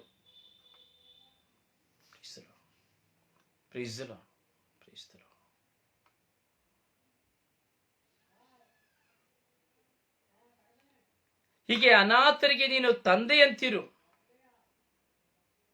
ನೋಡಿ, ಎಷ್ಟೋ ಜನ ಅನಾಥರಾಗಿದ್ದಾರೆ. ಯಾರಿಗಾದ್ರೂ ಸ್ವಲ್ಪ ನೀವು ಸಹಾಯ ಮಾಡ್ಲಿಕ್ಕೆ ಶುರು ಮಾಡಿ, ಅವ್ರು ಹೇಳ್ತಾರೆ, ಅಯ್ಯೋ ದೇವರಪ್ಪ, ನೀವು ದೇವರಂತ ಮನುಷ್ಯ, ಅಯ್ಯೋ ದೇವರೇ ನಿಮ್ಮನ್ನ ನನ್ನ ಹತ್ರ ಕಳಿಸಿದ್ದಾರೆ, ಅಯ್ಯೋ ದೇವರನ್ನೇ ನೀವು ಎಂಬುದಾಗಿ ನಮ್ಮನ್ನ ತಮ್ಮ ಬಾಯಿಂದ ಅದರಗಳಿಂದ ನಮ್ಮನ್ನು ಹೊಗಳುತ್ತಾರೆ. ತಂದೆಯ ಸ್ಥಾನದಲ್ಲಿ ನಿಲ್ಲುವಾಗ ಅವರು ಸಂತೋಷಿಸುತ್ತಾರೆ. ನಮಗೆ ಸಹಾಯ ಮಾಡುವವರನ್ನ ನೋಡಿ ಎಷ್ಟೋ ಜನ ಇದ್ದಾರೆ, ತಮ್ಮ ಜೀವಿತದಲ್ಲಿ ಏನಾದರೂ ನಡೆದರೆ ಮೊಟ್ಟ ಮೊದಲಿಗೆ ನಮ್ಮನ್ನು ಹುಡುಕಿ ಓಡಿ ಬರ್ತಾರೆ. ಅಯ್ಯೋ ಇವರಿಂದ ನನಗಾಗಿದ್ದು, ಅಯ್ಯೋ ನಿಮಗೆ ತುಂಬಾ ಥ್ಯಾಂಕ್ಸ್, ನಿಮ್ಮ ಮುಖಾಂತರವಾಗಿ ನನಗೆ ಈ ಕೆಲಸ ಆಯಿತು, ನಿಮ್ಮ ಮುಖಾಂತರವಾಗಿ ನನಗೆ ಸಮಾಧಾನವಾಯಿತು, ನಿಮ್ಮ ಮುಖಾಂತರವಾಗಿ ನಾನು ಸಂತೋಷವಾಗಿದ್ದೇನೆ, ನಿಮ್ಮ ಮುಖಾಂತರವಾಗಿ ನಾನು ಜೀವಿಸ್ತಾ ಇದ್ದೇನೆ. ಹೀಗೆ ಹಲವಾರು ಹಲವಾರು ವಿಷಯಗಳ ನಿಮಿತ್ತವಾಗಿ ನಮ್ಮನ್ನು ಹೊಗಳುವಂತ ಸನ್ನಿವೇಶಗಳನ್ನು ನಾವು ನೋಡುತ್ತೇವೆ. ಕಾರಣ, ನಾವು ಅನಾಥರಿಗೆ ತಂದೆಯಾಗುವ ಕಾರಣ. ಎರಡನೆಯ ವಿಷಯವನ್ನು ನಾವು ನೋಡ್ತೇವೆ, ವಿಧವೆಗೆ ಪತಿಯಂತೆ ಆಧಾರವಾಗಿರು. ನಾನು ಹೇಳಿದ ಕೆಲವು ಪ್ರಶ್ನಾರ್ಥಕವಾಗಿರ್ತದೆ, ಕೆಲವು ಆಶ್ಚರ್ಯಕರವಾಗಿದೆ ಎಂಬುದಾಗಿ. ಪ್ರತಿಯೊಂದು ವಿಧವೆಗೂ ಸಹ ಪತಿಯಂತೆ ಆಧಾರವಾಗಿರು. Hallelujah, hallelujah. ವಾಕ್ಯ ಹೇಳ್ತಾ ಇದೆ, ಪತಿಯಾಗಿರು ಅಲ್ಲ. ಒಂದು ಪಕ್ಷ ನಿಮಗೆ ಮದುವೆ ಆಗದೆ ಹೋದ್ರೆ ನೀವು ಪತಿಯಾಗಿ, ವಿಧವೆಗೆ ನೀವು ಪತಿಯಾಗಿದ್ದೀರಿ, ಪತಿ ಆಗಿಲ್ಲ ಅಂದ್ರೆ, ಇನ್ನೊಬ್ಬರಿಗೆ ಪತಿ ಆಗಿಲ್ಲ ಅಂದ್ರೆ ನೀವು ವಿಧವೆಗೆ ಪತಿಯಾಗಿ, ನೋ ಪ್ರಾಬ್ಲಮ್. ನಿಮ್ಮ ಹೆಂಡತಿ ತೀರಿ ಹೋಗಿದ್ದಾಳ, ವಿಧವೆಗೆ ಪತಿಯಾಗಿ, ತೊಂದರೆ ಇಲ್ಲ. ಆದ್ರೆ ಇಲ್ಲಿ ಹೇಳ್ತಾ ಇದೆ, ವಿಧವೆಗೆ ಪತಿಯಂತೆ ಆಧಾರವಾಗಿರು. ಪತಿಯಾಗಿರಬೇಡ ವಿಧವೆಗೆ, ಅವಳ ಗಂಡ ಇಲ್ಲ ಅಂತೇಳಿ ನೀನು ಆಧಾರವಾಗಿರಬೇಡ. ನೀನು ವಿಧವೆಗೆ ಪತಿಯಂತೆ ಆಧಾರವಾಗಿರು. ಅಂದ್ರೆ ಪತಿ ಹೇಗೆ ಆಕೆಗೆ ಬೇಕಾಗಿರುವುದೆಲ್ಲವನ್ನ ಕೊಡ್ತಾ ಇದ್ನೋ, ಹಾಗೆ ನೀನು ಸಹ ಆಕೆಗೆ ಬೇಕಾಗಿರುವುದೆಲ್ಲವನ್ನ ಕೊಡು. ಪತಿಯಂತೆ ಆಧಾರವಾಗಿರು, ಪತಿಯಾಗಿರಬೇಡ. ಇವತ್ತಿನ ಕಾಲದಲ್ಲಿ ಪತಿಯಂತೆ ಆಧಾರವಾಗಿರೋದಲ್ಲ, ಪತಿಯಾಗಿಯೇ ಹೋಗುವುದನ್ನು ನಾವು ನೋಡ್ತೇವೆ. ಕರುಣೆಯಿಂದ ಪ್ರಾರಂಭವಾದಂತಹ ಮಾತು ಕೊನೆಗೆ ಪತಿಯಾಗಿ ಹೋಗುವ ತನಕ ಇರ್ತದೆ. ವಿಧವೆಗೆ ಪತಿಯಂತೆ ಆಧಾರವಾಗಿರು. ಯೋಚಿಸಬೇಕು ಪ್ರಿಯರೇ. ಪ್ರತಿಯೊಬ್ಬ ವ್ಯಕ್ತಿಯನ್ನು ಕುರಿತು ದೇವರ ವಾಕ್ಯ ಹೇಳ್ತಾ ಇರುವಂಥದ್ದು. ಯಾಕೆಂದ್ರೆ ಒಂದು ವಿಧವೆಗೆ ಆಧಾರ ಸಿಕ್ಕದೆ ಹೋದ್ರೆ, ಒಬ್ಬರು ಸಹಾಯ ಮಾಡದೇ ಇದ್ರೆ, ಪ್ರಿಯರಾಕಿ ವ್ಯಭಿಚಾರಿಯಾಗಿ ಹೋಗ್ತಾರೆ, ಹಾದಿ ತಪ್ಪಿ ಹೋಗ್ತಾರೆ. ಅದಕ್ಕೆ ವಾಕ್ಯ ಹೇಳಿದ್ದು, ವಾಕ್ಯ ಹೇಳಿದದೇನೆ, ಗತಿ ಕೆಟ್ಟು ಕೇಳುವವನಿಗೆ ಕಣ್ಣು ತಪ್ಪಿಸಬೇಡ, ಬಡವನಿಂದ ಮುಖವನ್ನು ತಿರುಗಿಸಿಕೊಳ್ಳಬೇಡ, ಕುಗ್ಗಿದವನ ಮರಿಯನ್ನು ತಿರಸ್ಕರಿಸಬೇಡ. ಬಡವನಿಗೆ ಕಿವಿಗೊಡು, ಸನ್ನುಡಿಗಳಿಂದ ಅವನಿಗೆ ಸದುತ್ತರ ಕೊಡು. ತುಳಿತಕ್ಕೀಡಾದವರನ್ನ ನೀನು ಪಾರು ಮಾಡಲು ಹೆದರಬೇಡ, ನ್ಯಾಯ ತೀರಿಸುವಾಗ ಚಂಚಲಚಿತ್ತನಾಗಿರಬೇಡ. ಒಂದು ವಿಧವೆ ನಿನ್ನ ಮುಂದೆ ಇದ್ದಾಳೆ ಎಂಬುದಾದರೆ, ಆಕೆಯನ್ನು ಕುರಿತು ನಿನಗೆ ಒಂದು ಚಿಂತೆ ಆಲೋಚನೆಗಳು ಉಂಟಾಗಲಿ. ಅದು ಪತಿಯಂತ ಆಲೋಚನೆ ಚಿಂತೆಗಳಲ್ಲ, ಆಕೆಯ ಜೀವಿತದಲ್ಲಿ ಆಕೆಗೆ ಅವಶ್ಯಕತೆವಾದದ್ದನ್ನ ಪೂರೈಸಲು, ಆಕೆಯನ್ನು ಆಕೆಯ ಮಕ್ಕಳನ್ನು ಪೋಷಿಸಲು ನಿನ್ನಿಂದ ನನ್ನಿಂದ ಸಾಧ್ಯವಾದ ಕೆಲಸಗಳನ್ನ ನಾವು ಮಾಡಬೇಕು.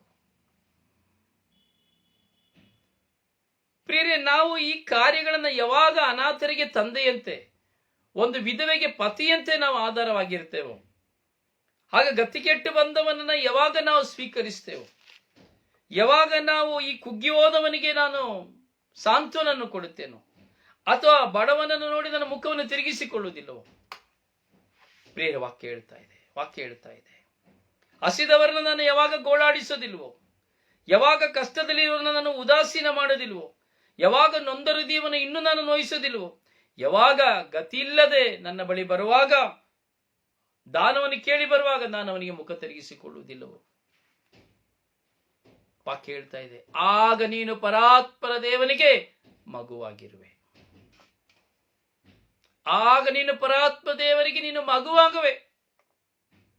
ನೋಡಿ, ದೇವರ ಮಕ್ಕಳಾಗಬೇಕು ಅಂದ್ರೆ ಏನು ಮಾಡಿದ ದೇವರ ಮಕ್ಕಳಾಗಬಹುದು? ಬೈಬಲ್ನ ಇಟ್ಕೊಂಡು ಓದ್ತಾ ಕೂತ್ಕೊಂಡ್ರೆ ದೇವರ ಮಕ್ಕಳಾಗ್ಬಿಡೋದಿಲ್ಲ. ಧ್ಯಾನ ಮಂದಿರದಲ್ಲಿ ಕೂತ್ಕೊಂಡ್ಬಿಟ್ರೆ ದೇವರ ಮಕ್ಕಳಾಗೋದಿಲ್ಲ. ದಿನ 5 ಗಂಟೆ 6 ಗಂಟೆ ಜಪಸರ ಕೇಳ್ಬಿಟ್ರೆ, ಪ್ರಾರ್ಥನೆ ಮಾಡ್ಬಿಟ್ರೆ, ಇಂಟರ್ಸೆಸರಿ ಮಾಡ್ಬಿಟ್ರೆ ಆಗೋದಿಲ್ಲ, ದೇವರ ಮಕ್ಕಳಾಗೋದಿಲ್ಲ. ಅಥವಾ ಬರೀ ನಾನು ಶುಭ ಸಂದೇಶ ಸಾರ್ಕೊಂಡು ಯೂಟ್ಯೂಬ್ ಫೇಸ್ಬುಕ್ ಅಲ್ಲಿ ಶುಭ ಸಂದೇಶ ಸಾರ್ತನೆ ಅಂತೇಳಿ ಸಾರ್ಕೊಂಡು ಇದ್ಬಿಟ್ರೆ ನಾನು ದೇವರ ಮಗನಾಗೋದಿಲ್ಲ. ಅಥವಾ ಎಲ್ಲಾ ದಿನ ನಾನು ಹೋಗಿ ಅಡೋರೇಷನ್ ಚಾಪಲ್ಲಿ ಕುತ್ಕೊಳ್ತೀನಿ ಅಂತೇಳಿ ಕುತ್ಕೊಂಡ್ಬಿಟ್ರೆ ನಾನು ದೇವರ ಮಗನಾಗೋದಿಲ್ಲ. ತುಂಬಾ ಆಳವಾಗಿ ನಾವು ಯೋಚಿಸಬೇಕು. ನಾನು ದೇವರ ಮಗನಾಗಬೇಕಾದ್ರೆ ನಾನು ಧ್ಯಾನಿಸುವುದು ನನ್ನ ಜೀವನವಾಗಬೇಕು.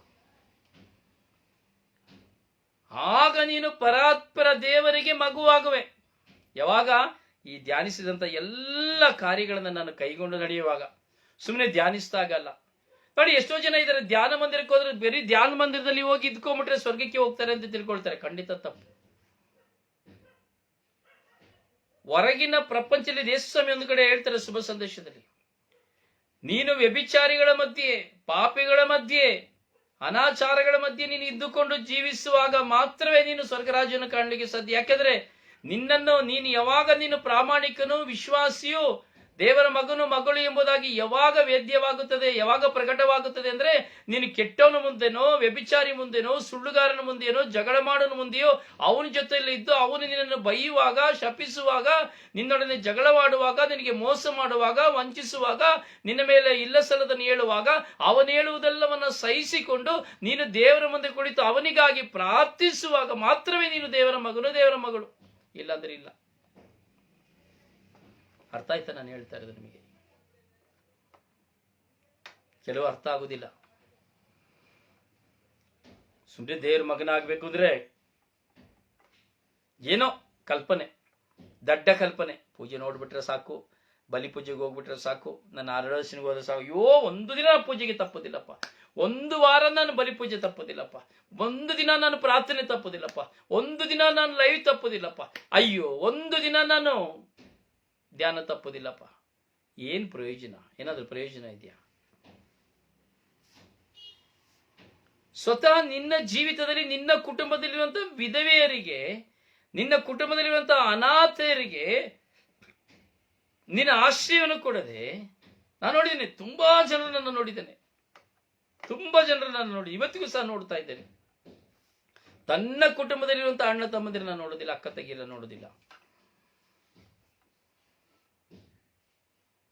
ಹೇಗೆ ಅವರಲ್ಲಿರುವುದನ್ನು ಕಿತ್ತುಕೊಳ್ಳುವುದು ಎಂಬುದನ್ನು ನೋಡ್ತಾ ಇದ್ದೇವೆ.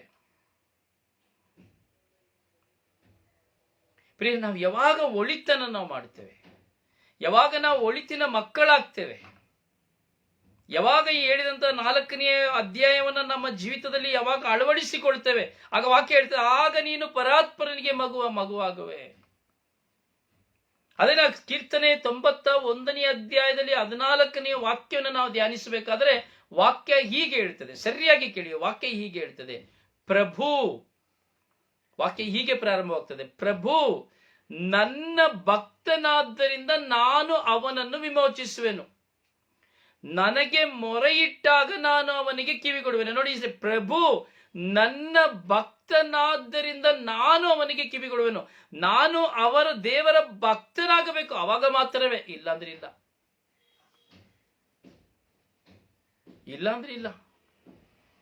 ಈ ವಿಷಯದಲ್ಲಿ ಯಾಜಕರಿರ್ಬೋದು, ಅವರು ಸಹ ದಿನಾ ಪೂಜೆ ಕೊಡಬಹುದು.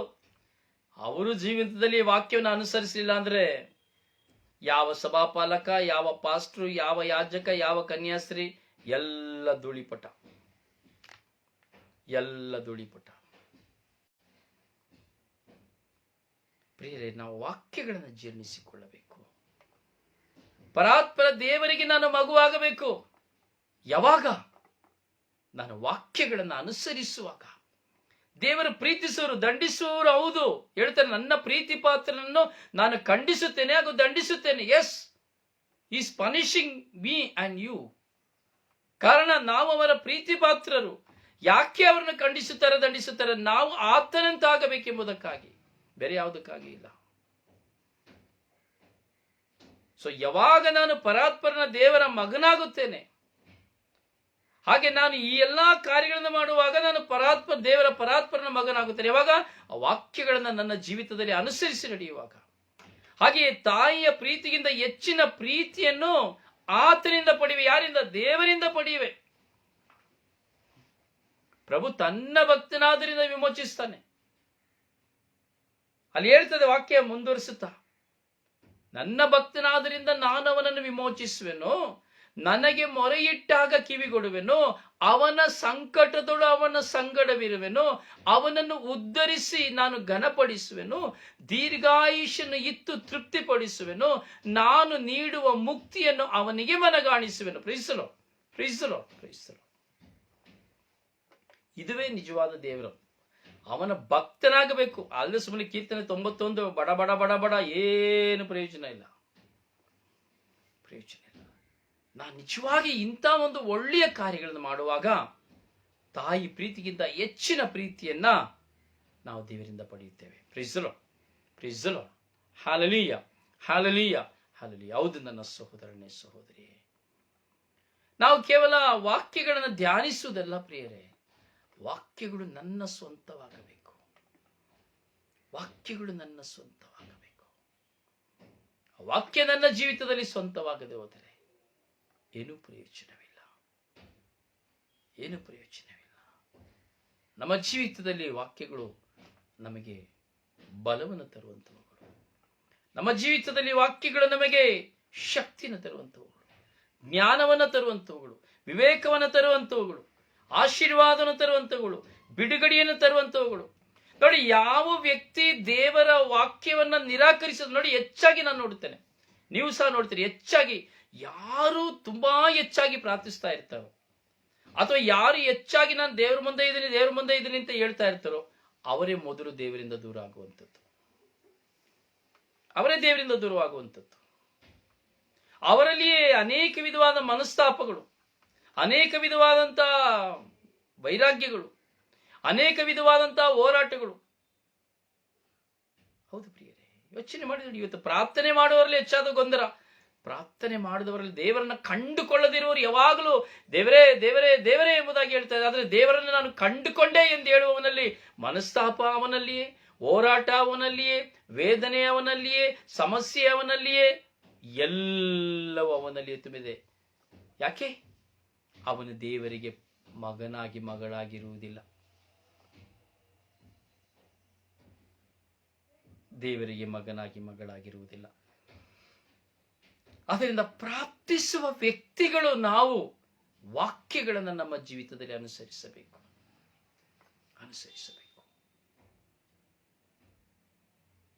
ನಮ್ಮ ಜೀವಿತದಲ್ಲಿ ಎಷ್ಟೇ ಹಣ ನಾವು ಸಂಪಾದನೆ ಮಾಡಬಹುದು ಪ್ರಿಯರೇ.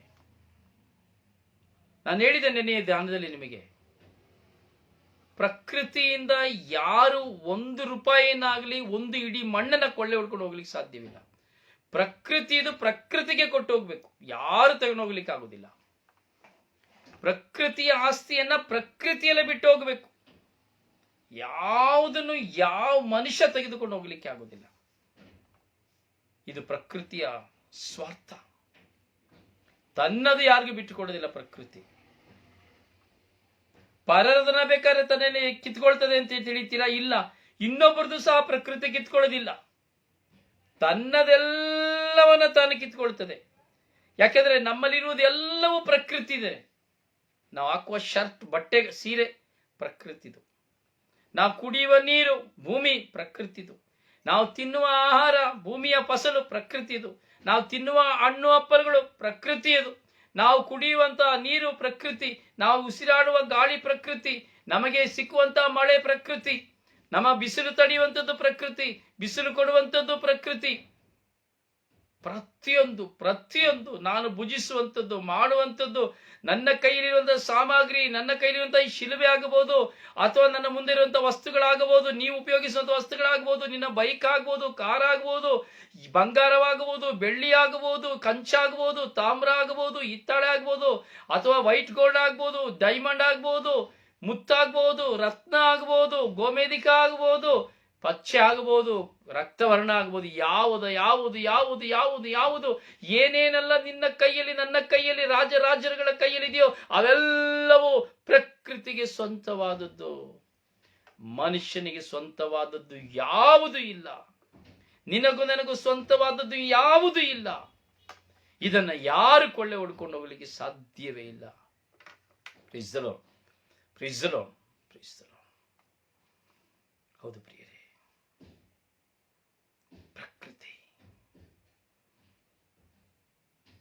ಯಾವುದು ಹಾಗೆ ದೇವರಿಗೆ ಸ್ವಂತವಾದದ್ದನ್ನ ಕಿತ್ತುಕೊಳ್ಳಲು ಯಾರಿಗೂ ಸಹ ಸಾಧ್ಯವಿಲ್ಲ.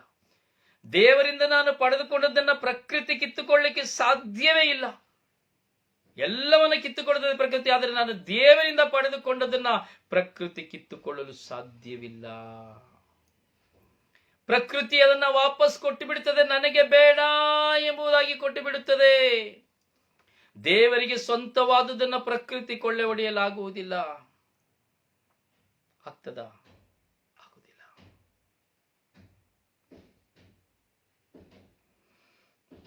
ಮನುಷ್ಯನ ಆತ್ಮ ದೇವರಿಗೆ ಸ್ವಂತ, ಕೊಳ್ಳೆ ಹೊಡಿಲಿಕ್ಕೆ ಆಗುವುದಿಲ್ಲ. ಮನುಷ್ಯನ ಪ್ರಾರ್ಥನೆಯ ಶಬ್ದ ದೇವರಿಗೆ ಸ್ವಂತ, ಪ್ರಕೃತಿಗಲ್ಲ. ನಮ್ಮನ್ನ ದೇವರಿಗೆ ಒಪ್ಪಿಸಿಕೊಡಬೇಕು. ಅದರಿಂದ ಪ್ರಕೃತಿ ತನ್ನಲ್ಲಿರುವುದೆಲ್ಲವನ್ನ ಇಟ್ಟುಕೊಳ್ಳುವುದಿಲ್ಲ, ವಾಪಸ್ ಕೊಟ್ಟು ಬಿಡುತ್ತದೆ ದೇವರಿಗೆ. ಯಾಕೆಂದರೆ ಪ್ರಕೃತಿಯು ದೇವರ ಸೊತ್ತು. ಅದರಿಂದ ಪ್ರಕೃತಿ ತನ್ನಲ್ಲಿರುವುದನ್ನ ದೇವರಿಗೆ ಕೊಡಬೇಕು, ಕೊಡುತ್ತದೆ. ಹಾಗೆ ನನ್ನಲ್ಲಿರುವುದು ದೇವರಿಗೆ ಸೇರಿತು, ನನ್ನ ಆತ್ಮ. ಈ ನನ್ನ ಶರೀರ ಪ್ರಕೃತಿಗೆ ಸೇರಿದ್ದು, ಪ್ರಕೃತಿ ಕೊಡೋದಿಲ್ಲ, ವಾಪಸ್ ತನ್ನಲ್ಲಿಗೆ ಸೇರ್ಕೊಂಡು ಬಿಡ್ತದೆ. ಪ್ರಿಯರೇ, ನಾವು ಆಲಿಸುವ, ನಾವು ಧ್ಯಾನಿಸತಕ್ಕಂತಹ ಈ ಧ್ಯಾನಗಳು ಕೇವಲ ಸಮಯ ಹೋಗುವುದಕ್ಕಾಗಿರದೆ ಜ್ಞಾನದಿಂದಲೂ ವಿವೇಕದಿಂದಲೂ ಈ ವಾಕ್ಯಗಳನ್ನು ಧ್ಯಾನಿಸುತ್ತಾ ನಾವು ಅನಾಥರಿಗೆ ತಂದೆಯಾಗಿ, ವಿಧವೆಯರಿಗೆ ಪತಿಯಂತೆ ಆಧಾರವಾಗಿ, ನಾವು ಗತಿಕೆಟ್ಟು ಬಂದವರಿಗೆ ಕಣ್ಣು ತಪ್ಪಿಸದೆ, ಬಡವನಿಗೆ ಮುಖವನ್ನು ತಿರುಗಿಸಿಕೊಳ್ಳದೆ, ಕುಗ್ಗಿದವನ ಮೊರೆಯನ್ನು ಕೇಳುತ್ತಾ, ಬಡವನಿಗೆ ಕಿವಿಗೊಡುತ್ತಾ, ಪ್ರತಿಯೊಬ್ಬರನ್ನು ಗೌರವಿಸುತ್ತಾ ನಾವು ಜೀವಿಸುವ ದೇವರು ನಿಮ್ಮನ್ನು ಆಶೀರ್ವದಿಸಲಿ.